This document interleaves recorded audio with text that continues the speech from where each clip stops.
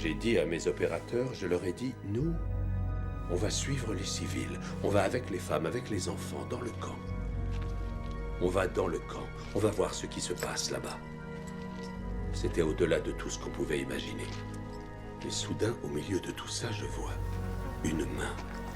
Une main d'enfant, une main de petit garçon ou de petite fille qui sortait de sous les décombres. Et alors, je regarde encore et j'aperçois des boucles.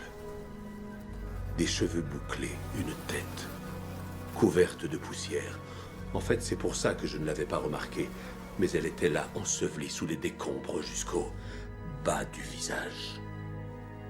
Une main et une tête. Ma fille avait sensiblement le même âge à cette époque. Et comme cet enfant, elle avait les cheveux bouclés.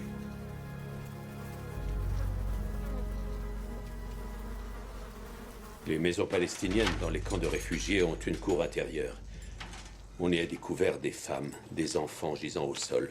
Les phalangistes avaient d'abord sorti les hommes jeunes pour les liquider, avant de régler leur compte au reste de leur famille.